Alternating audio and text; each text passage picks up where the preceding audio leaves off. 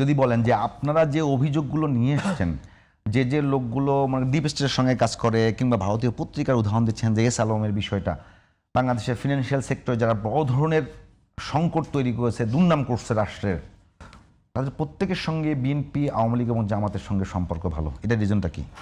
প্রথম জিনিস হচ্ছে ব্যবসায়িকের কোনো ধর্ম নাই, ব্যবসায়িকের কোনো ধর্ম নেই। এই কথা আমি এর আগেও বলছি, আমার উপর ব্যবসায়িকরা খুব খ্যাপা। যেমন আমি বলছিলাম সবচেয়ে বেশি সর্বনাশ করছে যে লোকটা বলছিল প্রথমত হাসিনাকে চায়, দ্বিতীয়ত হাসিনাকে চায়, শেষ পর্যন্ত হাসিনাকে চায়, তাকে দেখছিলাম তারেক জনাব প্রধানমন্ত্রী যখন গেট দিয়ে ঢুকতেছে, উনি পারলো না তো ওখানে, মানে ওটা যদি পানি হতো তাহলে উনি ড্রাইভ দিয়ে দিত, উনি সবাই হুড়মুড় করে দিয়ে তার হাত ধরার জন্য প্রতিযোগিতা, হামিম গ্রুপের মালিক।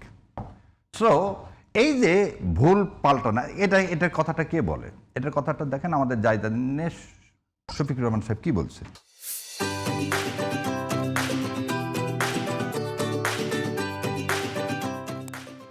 আজকে আমাদের দেশে কোনো মিডিয়া, যে আমরা অনেক সময় বলি না মিডিয়া উইজনের বোর্ড কেন করা উচিত, প্রতিটা মিডিয়ার পিছনেই কোনো না কোনো গ্রুপ আছে ভাই। বড় গ্রুপ ছাড়া আমাদের দেশের মিডিয়ার চলা অসম্ভব, আমি যত কথাই বলি। এখন হামিম গ্রুপের টিভি চ্যানেলের নাম কি? চ্যানেল 24। অ্যান্ড চ্যানেল 24 রে আমি যে হামিম গ্রুপকে বাস দিচ্ছি, সে আর পরের দিন ডাকবে? জীবনেও ডাকবে না, ডাকেনি। যেদিনই যে আমি এই কথা বলছি তারপর থেকে আজ পর্যন্ত আর ডাকেনি। কি বলছে আমি পরে দেখেন, আবার মেঘনার কথা বলছে যে মেঘনার প্রথম কাজ হচ্ছে দুবাইতে তার অফিস আছে, সে আন্ডার ইনভয়েসিং করে, ওভার ইনভয়েসিং করে, এবং তার জন্য যে সরকার আসবে তাকে যা যা দেওয়া দরকার, যা যা দেওয়া দরকার তাই দিবে। এই কথা বলছি যেদিন আমি 71 টিভি, তারপর থেকে 71 আমাকে ডাকে না। তার মানে কি? এই বিজনেস একটা উদাহরণ দিয়ে দিলাম আপনাকে যে বিজনেস বাংলাদেশে আমরা আমাদের বিরুদ্ধে সমালোচনা করলে আমি বলতেছি আমাদের দেশে বিজনেসম্যানরা কেন, আমাদের দেশে বিজনেসম্যান হাতে গোনা ভাই। আবার একটা জিনিস বুঝেন, আমাদের দেশের যে বড় বড় গ্রুপ তা কিন্তু হাতে গোনা। আজ পর্যন্ত গত 55 বছরে আপনি বিজনেসকে এক জায়গায় নিয়ে আসতে পারেননি। কিসে নিয়ে আসতে পারেননি? অ্যাকাউন্টেবিলিটিতে নিয়ে আসতে পারেননি। আপনারা এখানে গ্রুপ কয়টা হাতে গুনে বলে দিতে পারবেন? 20 কোটি লোকের 20 কোটি লোকে 20টা বড় গ্রুপ নেই। আপনি যা যা আছে সব গার্মেন্টসের গ্রুপ, 5টা গার্মেন্টস মিলে বলে গ্রুপ হয়। আর গ্রুপ অফ বিজনেস মানে ডিফারেন্ট টাইপ অফ বিজনেস থাকতে হবে। আপনি আমাকে দেখেন সিটি, মেঘনা, এই দুইটা গ্রুপ বাংলাদেশের তেল, চিনি সব কিছুর 90% যোগান দেয়। আপনার সরকারের কি প্রতিষ্ঠান আছে? সরকারের কি আছে? সরকারের টিসিবি আছে, বললাম সে টিসিবি হতো সয়াবিন তেল কেনে এদের কাছ থেকে। সেই জন্য আমি বললাম যে কেন রাষ্ট্রীয় পৃষ্ঠপোষকতায় এসালম এটা ছিল না, এসালম এই জায়গায় ছিল না। হাসিনা ভাবলো যে এমন ভাবে নিয়ে যাবো, এবং হাসিনা এই কথা বলে ফেলছে, আমি চলে গেলে 3 দিনে এরা কেউ দেশ চালাতে পারবে না। সেজন্য সে ভাবছে যে সব টাকা নিয়ে যে তাই 3 কোম্পানির হাতে দিয়ে দিল, বেক্সিমকোর, কারা, আর এসালমের হাতে, আর কে কর্নেল সাহেবের হাতে, কারণ গোপালগঞ্জের উনি হচ্ছে ওনার কাছের লোক, সামিট গ্রুপ। এই 3 জনের হাতে উনি পুরো টাকাটাই দেশে দিয়ে দিলেন। এস আলমকে কেন পছন্দ করলো সে? এস আলমকে কেন পছন্দ করলো? এইখানে একটা জিনিস আছে। এস আলমকে ওনার কাছে নিয়ে গেল কিন্তু ভূমিমন্ত্রী, আর ভূমিমন্ত্রীর কাছে তার একটা বিরাট দায়, ভূমিমন্ত্রী বাবার কারণে, আক্তারের কারণে। সেজন্য মহিউদ্দিনকে সাইড করে দিল। আক্তারকে যদি ওখানে রাখতে হয় তাহলে মানে সাইফুদ্দিনের বাবা নাম হচ্ছে আক্তারুল আলম, সো আক্তারজন বাবু, সরি।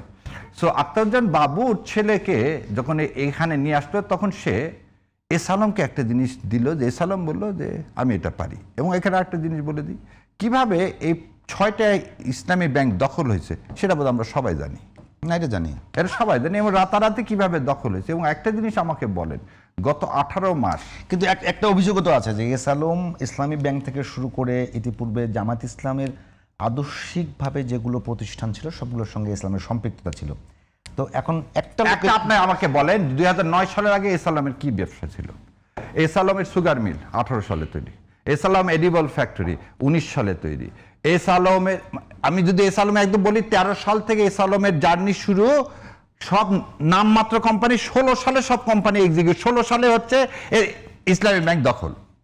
ইসলামী ব্যাংক দখল করার পরে তার এই ফুলে ফেটে ওঠা, এবং এই হাজার হাজার কোটি টাকা নিয়ে চলে গেল, এবং এই টাকাটা নিয়ে কোথায় গেল? আপনি একটা জিনিস দেখেন, দেশে কিন্তু থাকলো না। সবচেয়ে তাজ্জব বিষয়, আপনি জানেন যে এই বলে দিচ্ছি দেশের সামনে, এস আলমের সুগার রিফাইনারিতে কোনো সুগার রিফাইন হতো না, সে র সুগার নিয়ে এসে খোলা বাজার বিক্রি করে দিত। এটা জানানো হয়েছে এবং জানানোর জন্য দেশবন্ধু রিয়েলি তারা কি করতো, তারা এই র সুগার থেকে সুগার তৈরি করতো, সেই জন্য দেশবন্ধুর বন্ড লাইসেন্স বাতিল করে দিল সেই সময় শেখ হাসিনা, যাতে একটা ভালো একটা সুগার মিল অসুস্থ হয়ে যায়। তো এগুলো দুঃখের কথা কেন বললাম, যে এগুলো কোনো জায়গাতে ইউনূস সাহেব হাত দেননি। ইউনূস সাহেব তার গ্রামীণকে বাঁচানোর জন্য 18 মাস কোনোভাবে কাটায় দিয়ে চলে গেল। এখনো সেই প্রশাসন, এখনো সেই এখনো সেই কাঠাম না, সবাই তো অভিযোগ করে যে ইউনূস সরকারের সাথে ইসলামপন্থীদের একটা বড় ধরনের যোগাযোগ ছিল। ছিল কিরকম সেটা তো প্রকাশ পেয়ে গেছে। শোনেন, আমি একটা কথা বলি। আমাকে একদিন বলতেছে যে সব ভিসি তো জামাত ইসলামের। আমি বললাম, ভিসি দেখে আপনি ইলেকশন করবেন নাকি? ইউনিভার্সিটি ভিসি দিয়ে কি ইলেকশন করবে? উপদেষ্টাদের মধ্যে জামাতপন্থী লোক ছিল না? একটা যদি থেকে থাকে তাহলে শোনেন, সবসময় নাম আসছে কার? ফাজুল করিমের নাম আসে। ফাজুল করিম সাহেবের নাম আসছে না, বলে দিচ্ছি, ফাজুল রেজওয়ানা আর হচ্ছে শুভ্র, জামাতপন্থী। এটাই তো নাম আমি সবসময় শুনে আসছি। সে রেজওয়ানা বললো যে ক্ষমতায় যেতে দেওয়া হয়নি। ফাইজুল কবির তো কোনোদিন কোনো যাকেই নি তাকে কোনো, ওই যে উনি আবার বলছে কিন্তু কিচেন একটা ক্যাবিনেট ছিল। আপনি আবার খেয়াল করে দেখেন, ক্যাবিনেটের মধ্যে আর কি ছিল? Kitchen cabinet. তো কিচেন ক্যাবিনেটের সদস্য কোন জামাত ইসলামের লোকটা আমাকে দেখান তো, আপনি আমাকে বলেন। বরং কি হলো, আপনি তো ফেব্রুয়ারি মাসে 2025 সালে বিক্রি ওনাদের মন্ত্রী বললো ট্রফি দিয়ে আসছেন, এটা তো ওনাদের মন্ত্রীরই কথা। বিএনপি মন্ত্রী সংসদের দ্বারা বলতেছে ইউনূস সাহেব ট্রফি দিয়ে আসছেন মাননীয় প্রধানমন্ত্রীকে ফেব্রুয়ারি মাস 2025 সালে। ইলেকশন হবে বলছে, এটা গ্যারান্টি নেই। 5 আগস্টের যে আন্দোলনের জন্য। আর যদি 5 আগস্টের আন্দোলন, তাহলে আবার এবার ফিরা দিই। স্পিকার সাহেব কি বলছে, যে গণভোটে খালি রাজি হলাম, খালি ইলেকশনটা দেখ, বলছে না বলেনি? এই স্পিকার সাহেবই বলছে, হাফিজ সাহেব। সেদিন যদি আমরা এটা রাজি না হতাম তাহলে ভোট দিত না। তার মানে হচ্ছে they did not own this. কেন করে না?